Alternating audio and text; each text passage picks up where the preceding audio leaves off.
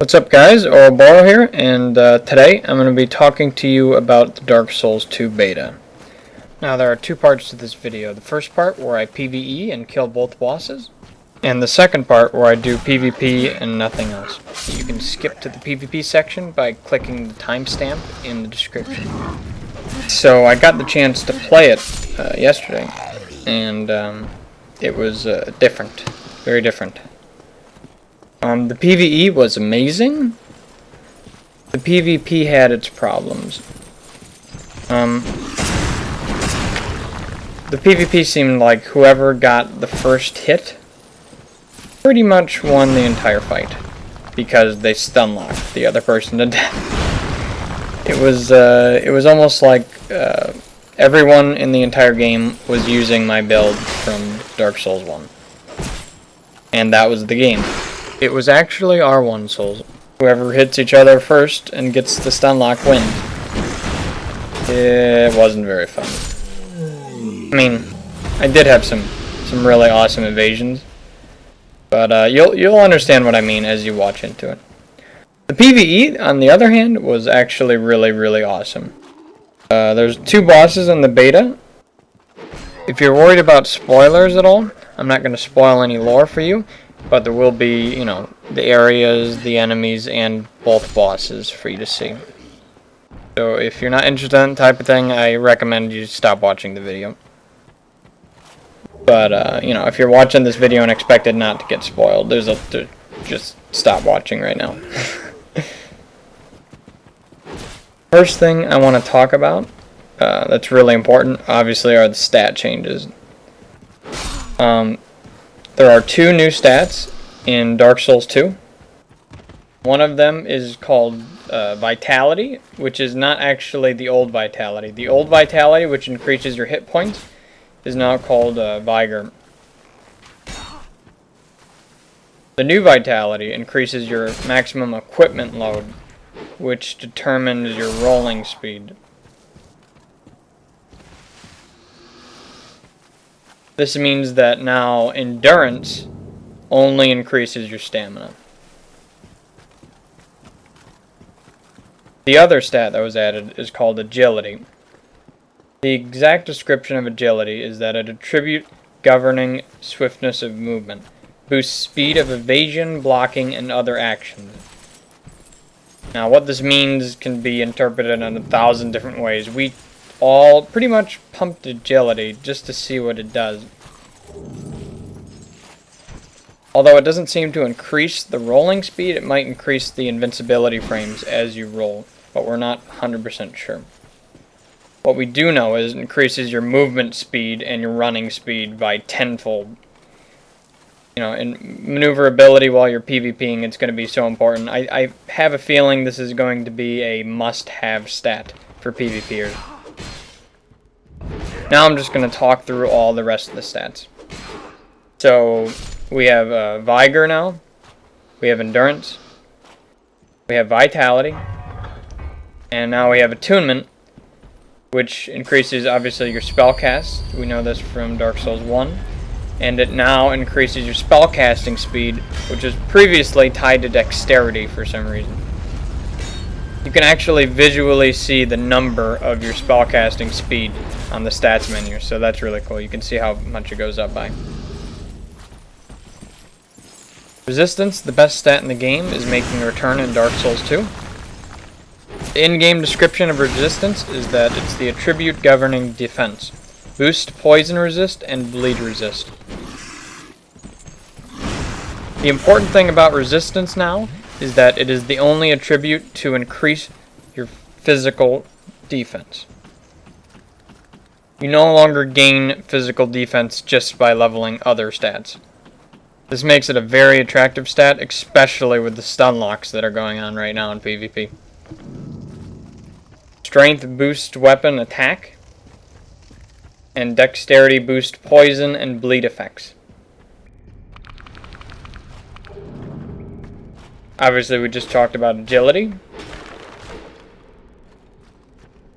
Intelligence boosts proficiency in magic and fire attack and defense. Faith boosts proficiency in lightning and dark attack and defense. Strength weapons now decrease the opponent's durability when they get hit. This means that strength weapons can effectively break your opponent's armor and weapons over time. This is another boost to strength weapons to hopefully make them more viable. Poise is back. It does the same thing it did in Dark Souls 1. It's going to be even more important if the game stays like this. Which to me is sort of a downer, but whatever. The way they're trying to nerf poise stacking is that they're adding attribute requirements to armor. So to have high poise armor, you'd have to have a high strength value, and that means you'd be using slow weapons. Another thing I noticed is the two-handing strength bonus no longer exists. So when you were allowed to go 27 strength and have the full scaling of 40 strength when you two-hand, it's not going to happen.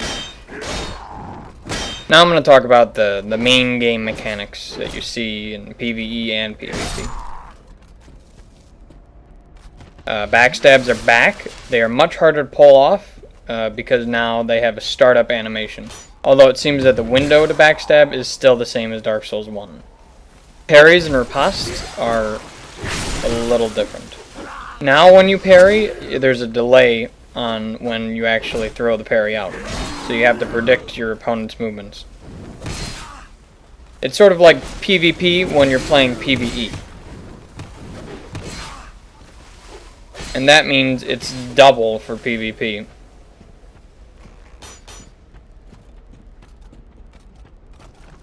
I think this is really good balance because the benefits of getting a parry are now tenfold. When you successfully land a parry, the opponent is knocked down and you can do pretty much whatever you want. You can run up and get the riposte off, you can run away, or you can heal straight in front of him.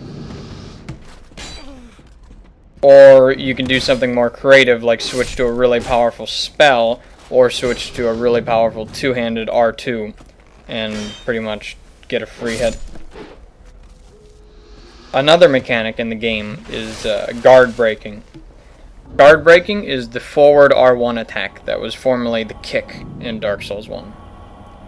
What this does is that if you're close enough to your opponent and he's blocking and you do a guard break on him, you instantly break his guard and get a free riposte. This is to deal with the turtles in Dark Souls 2. If they do turtle a lot, you can punish them really easily with a guard break. Of course, you have to be giving them a kiss to give them a guard break. You have to be right next to their shield. And they do have to be blocking. You can guard break someone when they're blocking with a shield or two-handed blocking. Now, aside from parries and ripostes, the normal swinging of weapons, everything seems to stun lock. Almost every single weapon stun lock. Infinitely, it seems. As you'll see later in the video when I PvP, it gets sort of ridiculous. Now I want to talk about a brand new mechanic introduced in Dark Souls 2, dual wielding. Now, dual wielding was there before, but it didn't actually work properly. You didn't have a separate moveset for it. You didn't get rewarded at all for dual wielding. Now dual wielding is a huge part of the game. You can switch to a power stance while dual wielding when you press triangle. That gives you an entirely different moveset. It seems that you can dual wield any two weapons in the entire game and it will give you a really awesome dual wielding moveset. Now I'm going to talk about the new consumable items within the game. There's the Amber Herb, which replenishes your spell cast. This is similar to the old spice from Demon Souls, where you could replenish your spells. This makes pure sorcerers much more viable, especially in PvE. Estus flasks are obviously making a return. This time, invaders and whites can use them. Although when they do use them, the healing over time is much slower than the host's flask. Hosts do not heal their whites while they use the Estus Flask, although the healing miracle seems to heal allies in the vicinity. The equivalent to humanity in this game is called the human effigy. You use it to regain human, so you can summon whites into your world, or regain your maximum health, which diminishes over time the more and more you die. I believe you can lose up to 50% of your maximum health. Green blossoms are making a return. It seems to have the exact same effect as Dark Souls, and they're going to really help in stamina consumption when you're PvPing and PvEing. The consumable item called the Witching Urn, which acts as a magic firebomb, which pretty much tracks on the target. You'll see me use it in the video. Now I'm going to go ahead and talk about weapons. There's a lot of weapons in the beta. Some I didn't get to test out. Most of them I did. You'll see most of all the weapons in the gameplay at the very end when I start to PvP. It seems that all the weapon types from Dark Souls are back, although no new weapon types seem to have appeared. We can guess the upgrade paths by looking at the stat page. The stat page has listed physical attack, strength, physical attack, dexterity, magic attack, fire attack, lightning attack, and dark attack. We can guess the weapon upgrade paths by looking at the stat page. There is physical attack strength that improves with strength. There's physical attack dexterity that improves with dexterity. Magic and fire attack improves with int. Lightning and dark attack improves with faith. Poison and bleed attack improve with dexterity. So we can assume there will now be poison and bleed upgrade paths which scale with dexterity. There's also another really nifty mechanic, is two-handing your left-hand weapon. All you do is hold triangle. You can also parry with two hands now. So you'll also see that in the video. There's also a new mechanic called clashing. When you both swing at the same time, your swords will clash, you both will be knocked back, and you'll both take damage. This means that if two people run at each other and spam R1 over and over, the one with the stronger damaging weapon will win. Another thing to note is that when you're locked on, your attacks are not. You have to aim each and every swing in the direction you want to swing.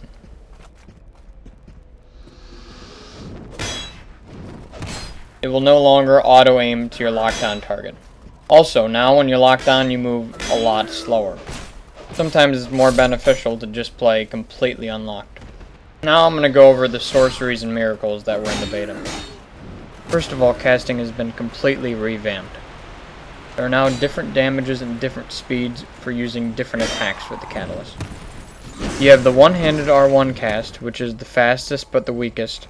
Then you have the one-handed R2, you have the two-handed R1, and then the two-handed R2, which is the slowest but the strongest. The stronger sorcery you decide to cast, the more stamina it takes up, similar to normal weapons. Now if you begin to cast a sorcery, but you roll before it goes off, you won't lose your spell cast or any endurance for the spell. Also, now when you two-hand, you can actually aim with spells like you would a bow in Dark Souls 1. Now that's the new system for spells. Now I want to talk about the actual spells. Now there's miracles and sorceries. For the sorceries, we have the standard soul arrow. Shoots an arrow at the enemy. It's pretty self-explanatory. And then we have new spells, such as Soul Greatsword and Soul Shower.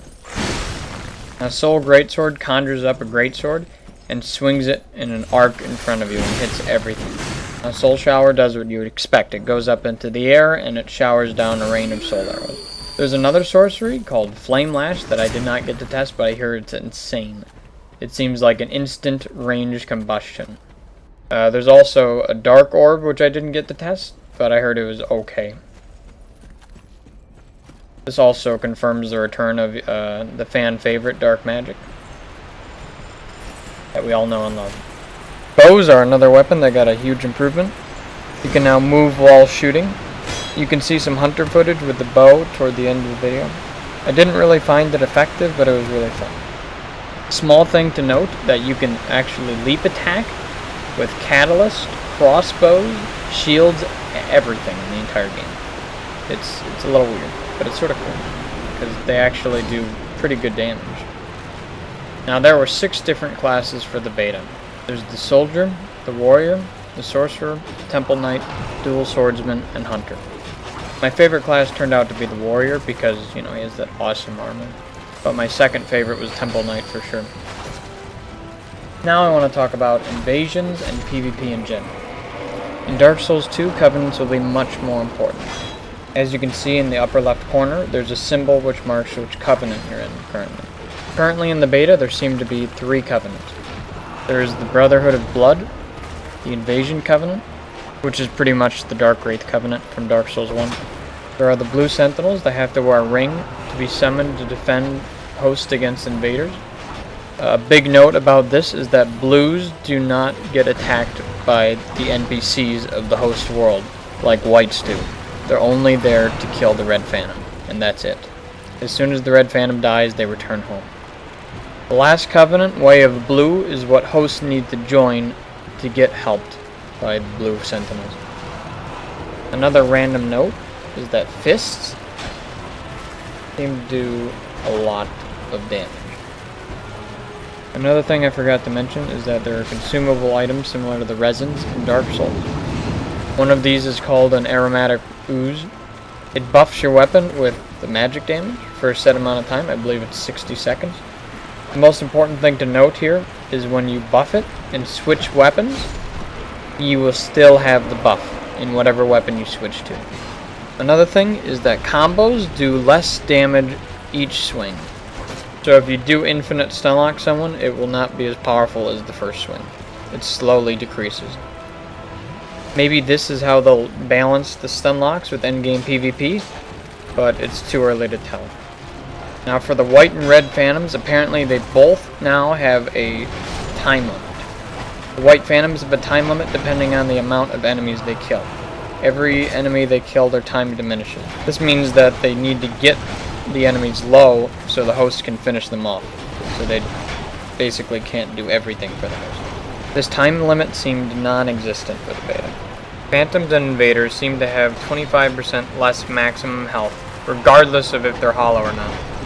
Another note is that every weapon type has its own backstab and riposte animation. Backstepping seems almost instant, as you see later on in the video. In the weapons menu, it now gives you more advanced stats, such as poise break and counter damage. Now I tested some of the advanced PvP techniques from Dark Souls 1. Most of them weren't possible anymore. 360 ghost striking didn't work. Dead angling didn't work. Burrito combo no longer works. Spell pivoting no longer works. Roll backstabbing no longer works. Toggle escaping no longer works. Pretty much every single advanced PvP tactic has been removed from the game entirely. Coming from someone who loved these broken mechanics in Dark Souls 1, this really sucks. You can keep your shield up while switching weapons now. You can also still menu swap while locked on, so you can switch weapons or rings in the middle of the fight. Now about the connection, as you'll see later, there's a lot of lag online so far. It is a network test, so this is to be expected. Don't panic. There were some extremely questionable invasions I had, but you'll get to see those later. A good thing to note is that now whenever you break someone's guard, you can get a free riposte. This means that when you do get your stamina depleted, you're going to feel the pain. Another small thing is that you have to hold X to do certain actions, such as going through fog or opening up doors. One thing I didn't like is how often life gems dropped. As you can see, being the scrubby dub I am, I used a lot of them. I'm sure they just made them more abundant for the beta testing so people could actually go through it, but I hope in the final release they are much more scarce. I found the PvE to be 100 times easier than any Souls game I've ever played, so this does worry me a little bit. Even though I do die quite a lot, you'll see. Even so, I blew through both bosses within the hour and had enough time for 2 hours of straight invasion. But again, we'll see. This isn't the final game. The game doesn't come out till 6 months. They have a lot of time to change things. You can also no longer drop items for other players. This means muling another player is pretty much done. You'll have to level up and earn everything you have. Unless you get Dom's Mega Mule 2.0, TM copyright, do not steal, of course. Another very important change is that the invasion spawn locations were really scattered throughout the level. There was no place where you could camp for invaders to spawn kill them. Even summoning reds placed them in a different area.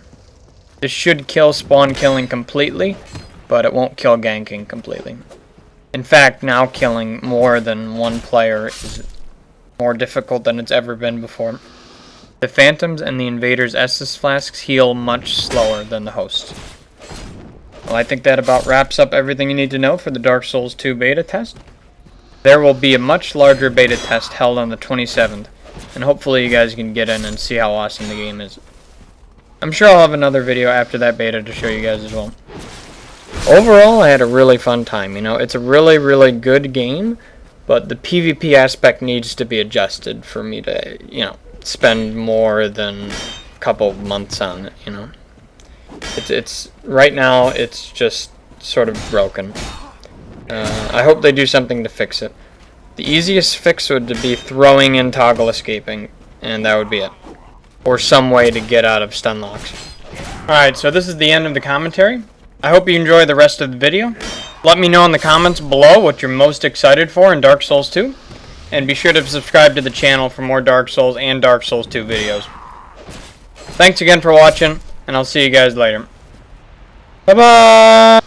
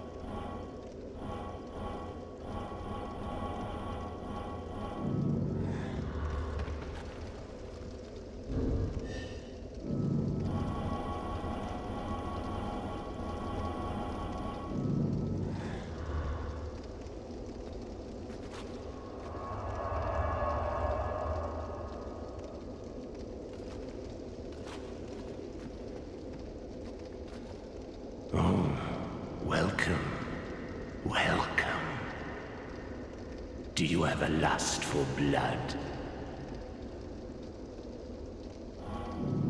Yes, of course. Why else would you be here? Do you give yourself to Na Alma? Then you will need blood. Lots of it. Undead blood, like your own. But it's not as easy as you think. Well, what do you say? Join the Brotherhood of Blood.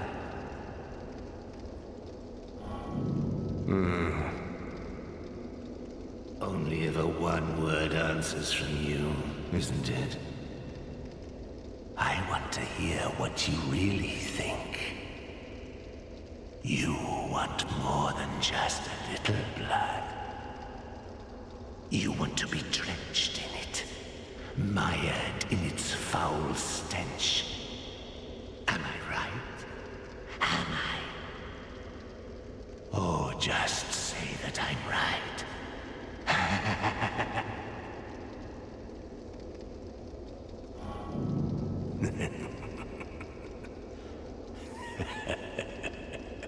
I knew it. I knew it. Fantastic. You're the best. Now you are a servant of Na Alma. This crest of blood is yours.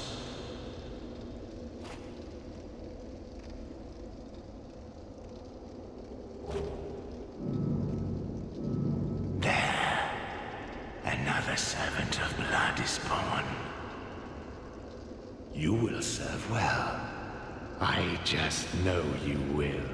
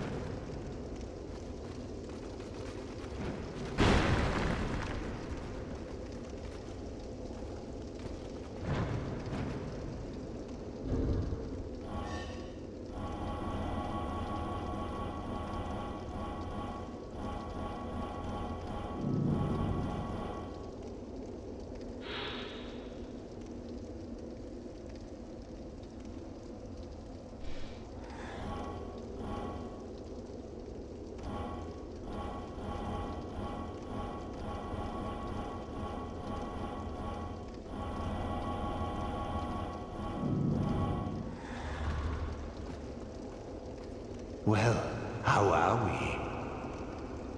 Whatever you need, I've got it for you.